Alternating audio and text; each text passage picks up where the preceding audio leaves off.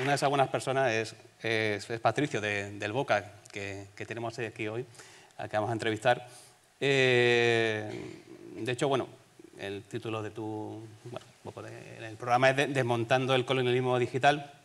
Cuando el hilo de Desmontando me recordaba Desmontando a Harry, la película de Woody Allen, ¿no? Digo, vamos a intentar desmontar un poco a Patricio del Boca, contando un poco tu historia y qué es lo que estás haciendo. Aparte del currículum, que bueno, ya lo ha leído la compañera y también en el programa lo tenéis. Él le encanta la música, ha estudiado guitarra, ha estudiado piano, ha estudiado canto, no sé, igual al final con el piano te podías arrancar aquí un poquito también. No, pero es ideal porque Watermark de Enya fue una de las canciones por las cuales aprendí a tocar el piano. Sí, bueno, pues mira, luego al final le da un ratito, a ver si también hace 2 por 1. Él vive en Ámsterdam, es argentino, pero está a caballo entre Argentina y Ámsterdam, de hecho ha venido aquí a Málaga desde Ámsterdam. Es la primera vez que visita Málaga. Y te ha conocido Barcelona, Valencia, pero Málaga le ha gustado, ¿eh? Y además está pensando mudarse a España. Yo ya le he vendido Málaga, ya le he dicho todas las ventajas que tiene la ciudad, en fin, todas las cosas positivas. Incluso el precio de la vivienda le ha parecido alto, pero bueno, comparado con Ámsterdam todavía se mantiene la cosa, ¿eh? Y nada, igual te tenemos aquí viviendo en... ¿Vete a saber? Bueno, ¿Quién sabe el año que viene? ¿Quién sabe? Probablemente. Bueno, vamos a hablar un poco de tu trayectoria. Y tú empezaste como activista ya de adolescente, o sea, ya desde niño ya tenía ese impulso ahí, ¿no? de defender los derechos de los ciudadanos, ¿no? De hecho, bueno, empezaste como adolescente en un segmento de derechos humanos, más con 2 asuntos muy duros, ¿no? Sobre todo en Argentina, con el tema de los hijos de desaparecidos de la dictadura militar argentina y luego también con la causa palestina, ¿no? ¿Cómo fueron esos inicios? ¿Cómo te metes ahí? Sí, bueno, yo empecé como activista a los 15 años. Ahí empecé como activista de derechos humanos por la causa de los hijos desaparecidos de Argentina, como vos mencionaste, debido a la cercanía que tenía con casos similares. Por suerte mi familia no, si bien mis padres fueron perseguidos políticamente, no tengo familiares desaparecidos, pero compañeros míos de la secundaria tenían familiares, tíos desaparecidos, y fue gracias a ellos que empecé a encontrar en el activismo en contra de la dictadura militar y a favor de la reparación histórica y la justicia, empecé a encontrar un nicho de colaboración interna. Y luego a través de difusiones internacionales, cuando el Internet empezó a ser parte más de nuestras vidas, empecé a conocer la causa palestina. Y gracias a la causa palestina encontré Amnistía Internacional y me involucré con Amnistía Internacional y empecé mis épocas de militancia con 15 años en Amnistía Internacional, en donde en aquellas épocas la militancia y el activismo era... Amnistía Internacional detectaba causas en distintos lugares de violación de derechos humanos y a través de un newsletter te daban una carta que vos imprimías o escribías a mano, la firmabas con tu nombre y la enviabas por correo a alguna autoridad de esa ciudad. Entonces, claro, el objetivo era que la autoridad de esa ciudad recibiera 3.000 cartas de gente de todo el mundo como diciendo, che, sabemos lo que estás haciendo, queremos explicaciones. ¿Y os respondían o no? ¿Cómo? ¿Os respondían o no? No, nunca respondían, pero bueno, era una forma. Y recuerdo la primera reunión, tenía 15 años y fui a la primera reunión de Amnistía Internacional en Córdoba, o del grupo local. Y claro, yo, 15 años, con toda gente que en esa época eran viejos, probablemente mi edad en ese momento. Y bueno, nunca encontraba por ahí un lugar para activistas, pero bueno, me abrí paso. De hecho, bueno, una de las cosas que quiere reivindicar aquí Patricio es eso, es el impulso de la juventud, la gente joven, ¿no? Que se involucre. Con 15 años, pues mira, ya estaba metido en todas estas historias. Ahora con 15 años los niños están con la Play y gracias, ¿no? O sea, ¿crees que hace falta eso, más implicación de la juventud para defender los derechos de los ciudadanos? Sí, me parece que, bueno, con el que he hablado de esta conferencia, le he dicho, me encanta que haya juventud en esta conferencia, y me parece que hay que involucrarla y hay que escucharla. Y no hay que hablar por ellos. Hay que dejar que ellos hablen. O sea que para el próximo Empoderá Live quiero un par de adolescentes acá hablando sobre... Porque sí, los chicos usan mucho redes sociales en la escuela. Bueno, ¿por qué no le preguntamos a ellos por qué lo utilizan? Entonces me gustaría ver más jóvenes acá y me gustaría hablarle también a los jóvenes. Porque yo estuve en su lugar, quise militar, quise ser activista, no me daban bolilla. Tenía buenas intenciones. Obviamente soy un experto, pero bueno, enséñame. Así que sí, quiero que la gente se involucre más, quiero que los jóvenes se involucren más y me parece que hay que sumarlos. Tienen mucha energía, tienen mucha voluntad. Lo que están haciendo con el movimiento por el cambio climático es espectacular. Hay una potencia ahí, una fuerza, unas ganas, una voluntad, una rebeldía necesaria, porque a medida que nos volvemos viejos, nos achanchamos. La hipoteca te mata, sí. Y la hipoteca te mata. Entonces, que bueno, me parece que hay que sumar mucho más juventud, ir a las universidades, ir a las escuelas secundarias. Hay mucho talento ahí, hay muchas ideas, mucha creatividad, mucho pensar fuera del sistema. Y me parece que es fundamental. Bueno, hay que decir que Patricio, aunque sea activista de software, una cosa más tecnológica, tú empezaste a estudiar filosofía para arrancar, ¿no? O sea, que ¿cómo fue? Sí, mi época adolescente fue traumática, como creo que todos los adolescentes. La pasé muy mal, pero bueno, me confundí 3 veces de carrera. Así que bueno, si alguien está en ese proceso, siéntese tranquilo, al final como todo se acomoda. Pero sí, empecé estudiando arquitectura, grave error, durísimo.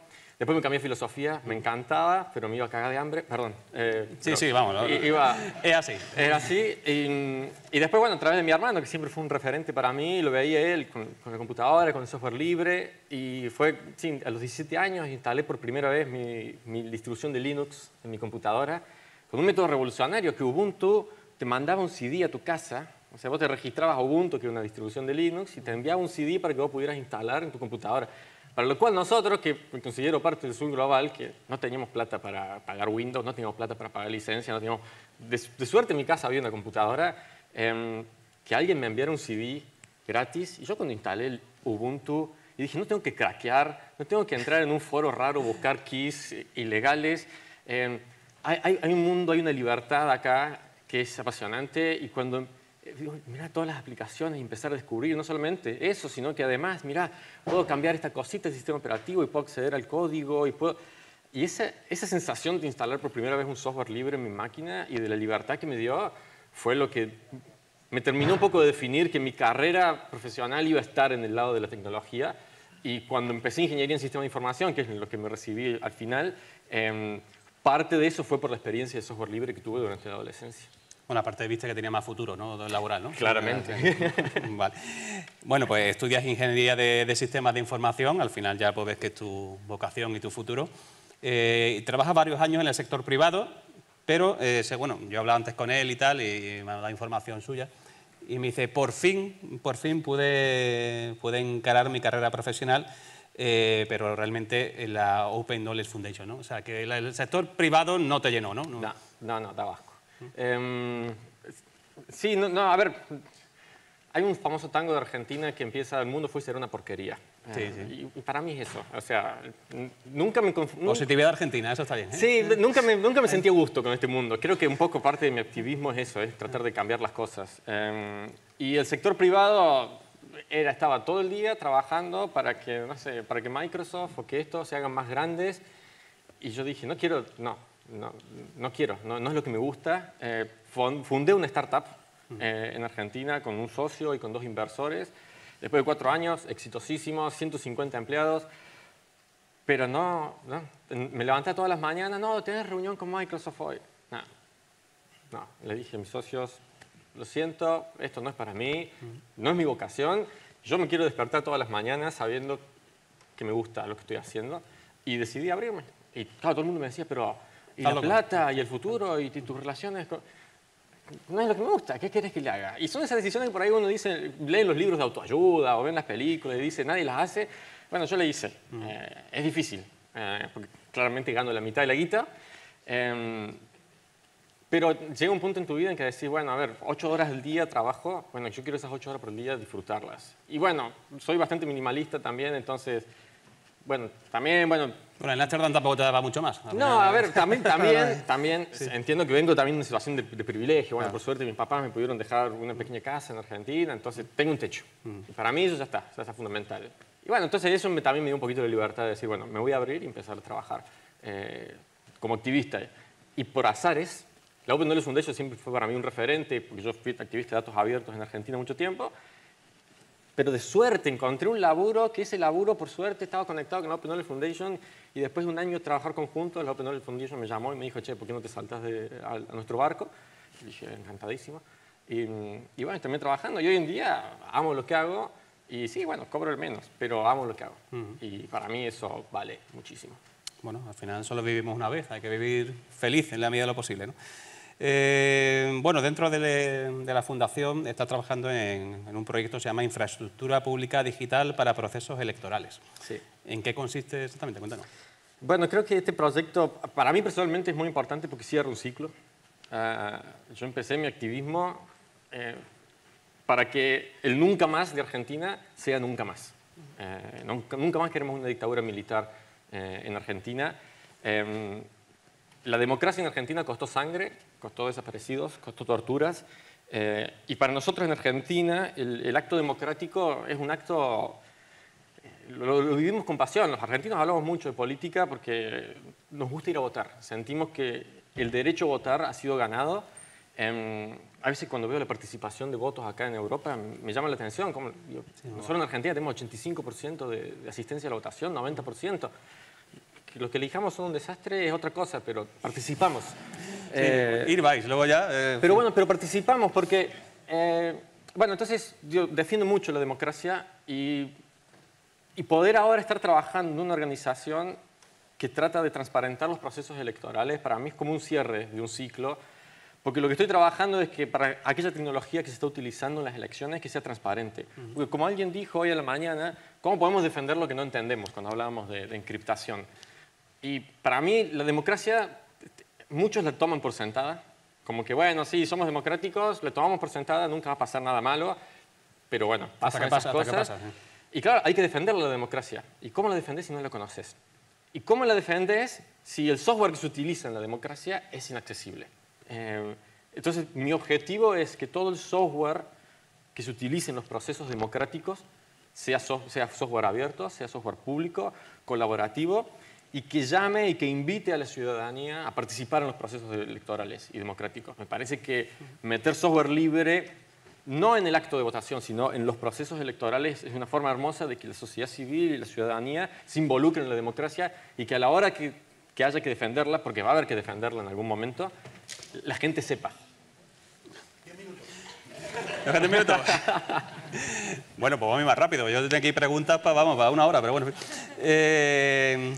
Bueno, precisamente el tema tecnológico y las elecciones, ¿no? En España estamos acostumbrados a que realmente nosotros vamos, votamos y a las 12 de la noche ya está el ganador, incluso antes, ¿no? En otros países no pasa eso. No. Tú ves los resultados, te fías de que son de casi así, punto, ¿no? Pero ¿hasta qué punto es fiable el uso tecnológico en los procesos electorales? A ver, es fiable el proceso, salvo la votación, yo estoy en contra del sistema de votación electrónico, pero los procesos electorales tienen que ser la publicación de datos. Hay un sistema que agarra los datos de la Cámara Electoral, bueno, no sé bien cómo es el sistema acá en España. Tú vas, votas, ahí la mesa con el iPad le manda los datos a no se sabe muy bien dónde y a la hora están todos los resultados. Bueno, ese sistema debería ser abierto, debería ser auditable. Porque, ¿qué pasa? Después te pasa lo que pasó en Estados Unidos, lo que pasó en Bolivia, lo que pasó primero lo que pasó en Estados Unidos, Brasil y Bolivia. Que viene un político y te dice, no, ¿sabes qué? Hubo fraude. Claro, no confío en los resultados. Claro. Y bueno, ¿y cómo haces para explicarle a la ciudadanía que no conoce cómo es el proceso democrático que eso no es verdad? Claro, no, que además lo estamos viendo, en fin, con Trump y toda esta gente, es que ya no sabe, uno va a votar y tiene fe ciega en que el sistema democrático funcione, pero... Claro, y entonces te dice, no, bueno, porque esta empresa tiene un sistema y ese me da los resultados. Bueno, ¿puedo auditar ese sistema? No. Y bueno, entonces, ¿cómo sé que el resultado es verdadero? Nosotros, por ejemplo, te pongo el ejemplo. En las pasadas elecciones, no recuerdo si fueron municipales o nacionales, porque como han sido tan seguidas, los periodistas al final, lo que era la plataforma donde tú veías los datos a tiempo real, estuvo como 2 horas caída. O sea, no, tú metías y no entraban. O sea, tú pinchabas y no seguías los datos, Y luego de pronto, ¡pum! Bueno, pues nada. Pues mi militancia en sistemas electorales empezó porque en una elección local en Córdoba, Argentina, un partido político iba a tener la 9ª banca, a las 10 de la noche se cortaron los resultados, a las 12 de la noche volvieron los resultados y ese que estaba en la 9ª se fue. Desaparecido. Y bueno, entonces, ¿para qué pasó ahí? Y bueno, hicimos todo un proyecto comunitario para corroborar y hacer un fact-checking de las actas, para ver si lo que decía el acta fue lo que se ingresó en el sistema. Así empezó mi militancia. Y mirá la contradicción que Bolsonaro estaba pidiendo que se abra el software de votación electrónico que se usaba en Brasil. Porque, o sea, te das cuenta que cuando la tecnología que se utiliza no es transparente, hasta la extrema derecha te gana en el discurso de decir, la tecnología no es transparente, entonces no puedo confiar, hubo fraude en Brasil. Y yo cuando Bolsonaro decía, abran el software, y sí, ábranlo, a ver, lo odio, pero Dirá, abran hasta que gane yo y lo vuelvo a cerrar, ¿no? Sí, obviamente. Es lo que suele pasar, vale. En cualquier caso, al margen de la tecnología, bueno, pues estamos viendo espectáculos bochornosos, ¿no? Sistemas democráticos consolidados. El español ayer, bueno, pues el debate de investidura de Feijóo insultándose unos a otros, todo el tema de Trump. No sé si tú, que además has sido militante político también, crees que hay que volver a cierta humanización, ¿no?, de los políticos, y si luego también ves que la ciudadanía está muy apartada de la política. Al final, lo comentabas ahora en la conversación, aquí en España creo que estamos un 50% de participación, más o menos en las elecciones. Suele ser la mitad de la gente que ni se preocupa ni. Y no sé si ves demasiado desapego, ¿no?, entre... Sí, la política es un mal necesario. Porque cuando la política no está, aparecen los Franco, aparecen los Videla, aparecen los Putin, y no nos queda otra que hacer política y que involucrarnos en la política, porque todo está bien mientras está bien, pero cuando está mal, entonces a todos nos gusta hablar de que, oh, sí, hay autoritarismo en Rusia, oh, sí, sí, China, sí, bueno, ¿jugaron a Franco? No, claro. Franco murió en la cama. Ya sé. Pero muchos, a ver, que muchas veces me preguntan, ¿cómo haces para vivir en un país con tanta inestabilidad económica? Y bueno, yo respondo, ¿cómo haces para vivir en un país donde tus represores caminaron? Los míos murieron en cárcel.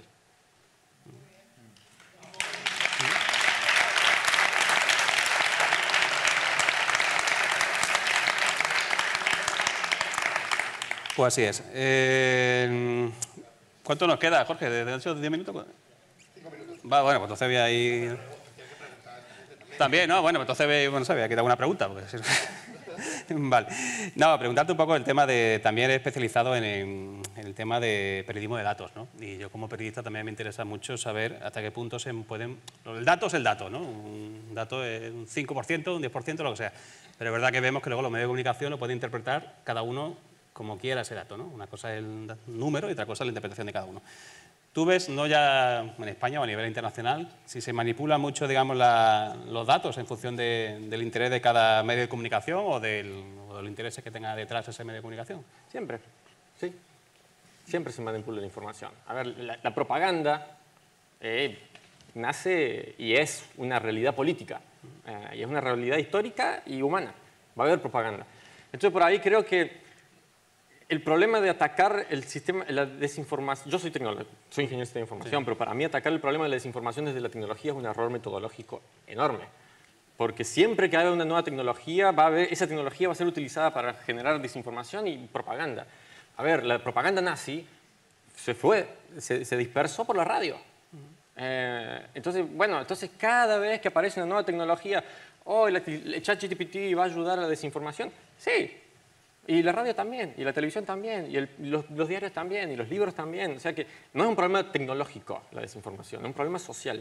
Entonces tratar de generar apps que trabajen el problema de la desinformación, para mí es un error metodológico, es un error, hay que atacarla desde la política, desde la comunicación, desde la educación, no desde la tecnología. Precisamente, bueno, creo que se ha comentado también antes en una de las mesas, de las conversaciones, el tema de la fake news, cuánto daño cree que están haciendo y que van a seguir haciendo en la ciudadanía. Porque es que ya no te puedes fiar de nada. No, pero bueno, a ver, me parece que sigue siendo el mismo problema. Es un problema de educación. Sí, obviamente hoy en día tenemos herramientas de difusión masivas. Bueno, la radio también fue una herramienta de comunicación masiva. Entonces van a seguir haciendo y van a seguir existiendo las fake news. Porque la fake news es parte de la... Yo les veo, como militante político, les veo un poco, si bien malintencionadas, obviamente, son parte de la dinámica del poder, de la dinámica del democrática. A ver, la dinámica democrática te lleva a ensuciarte con eso. Y van a estar siempre en el debate. Entonces las fake news van a existir y van a seguir existiendo. No hay que atacarlas desde la tecnología, hay que atacarlas desde la sociedad. No sé si te da miedo o deberíamos tener todos miedo del tema de la inteligencia artificial, ¿no? Con todos los casos que estamos viendo, bueno, los típicos vídeos estos que sale Biden o el que sea con su voz y... Sí, pero de vuelta, a ver, yo voy y hablo con mi abuela y mi abuela me dice, ¿te enteraste que nuestra presidenta tiene una organización que come los riñones de los nenes? No, abuela, ¿quién te dijo eso? Porque recibí esto por WhatsApp, y una foto hecha en Paint, con unos Comic Sans. Abuela, ¿cómo vas a creer eso? Entonces, me parece que si una persona puede caer en una fake news por un meme de internet, Sí, pero ya no es un meme, ya lo que Ya estamos sé, hablando de la pero- deepfakes y tal, ya eso son cosas ya más... Sí, pero el problema es que falta educación cívica. O sea, ¿quién te lo dijo? Pero el periodismo, la primera pregunta, ¿cuál es la fuente? Esa educación tiene que estar desde la primaria, desde la secundaria. Si alguien te dice algo, bueno, ¿cuál es la fuente? Entonces, por más que haya, y como te digo, va a haber miles de tecnologías, pero si no tenemos educación cívica, educación democrática, educación filosófica, te pueden venir realidades virtuales que te van a meter un chip en el cerebro y te van a poner otra realidad. Y si vos no aprendés, no se enseña ese pensamiento crítico, entonces no es un problema tecnológico en sí, es un problema social y de pensamiento crítico. No, hombre, al final la tecnología es una herramienta, al final el problema es los que hacen mal uso de ella, ¿no? 2 minutos para que pregunten también, pues entonces vamos. Pues nada, quien quiera preguntar.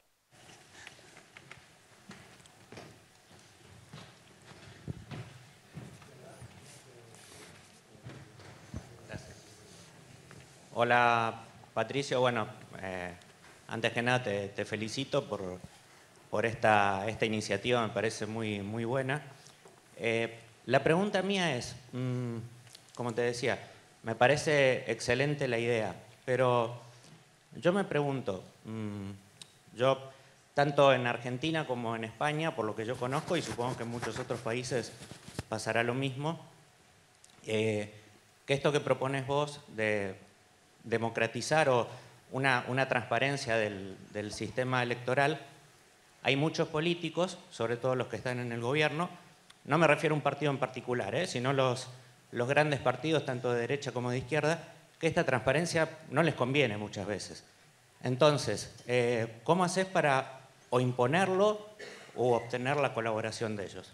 Gracias. Bueno, hay dos estrategias para eso. Primero,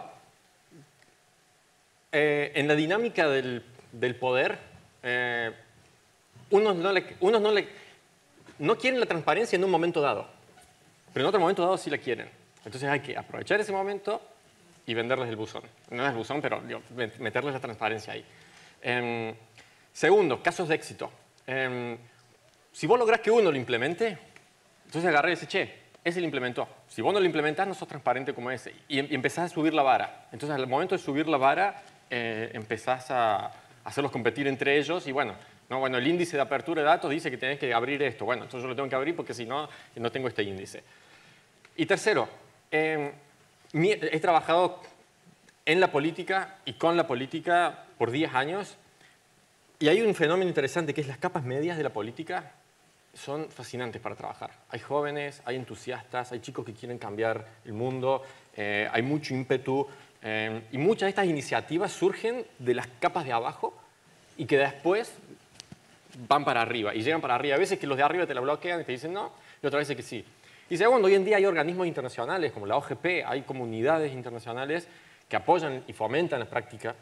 Entonces decís, bueno, por ejemplo, el momento en el que estamos, nadie quiere un Trump en Europa.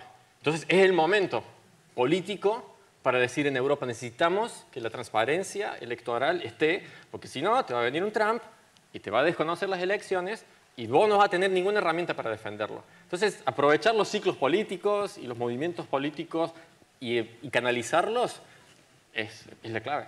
Y por eso digo que bueno, involucrarse en política es importante para entender estas dinámicas. La última. Sí, te dejo, hombre.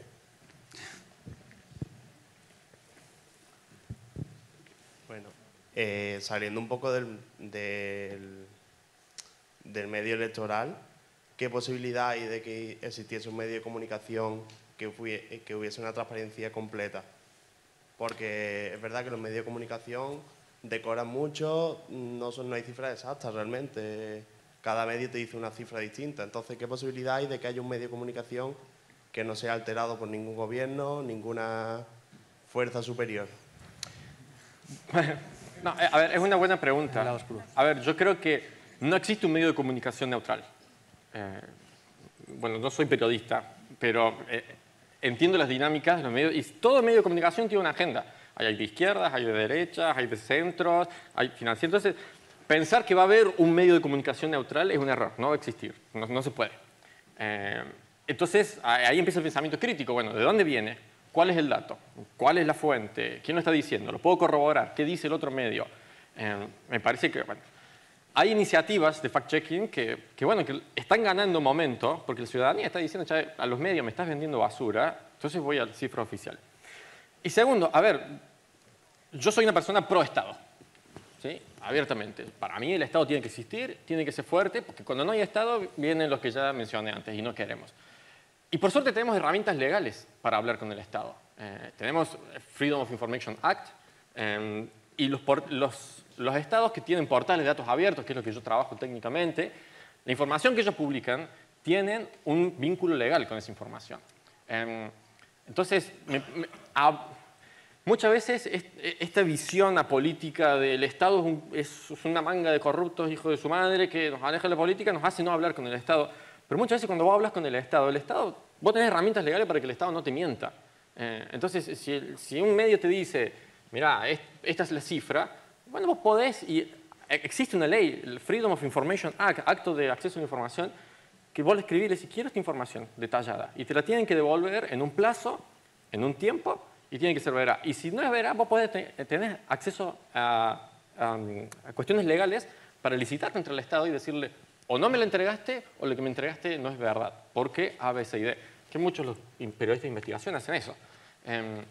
Así que, no sé, me parece que últimamente hay un cuco. A ver, como digo, la política es un mal necesario. Y entiendo que la política es un asco. Pero también hay una super campaña antipolítica que genera esto, ¿no? Bueno, perfecto. Bueno, digo, confiemos un poco.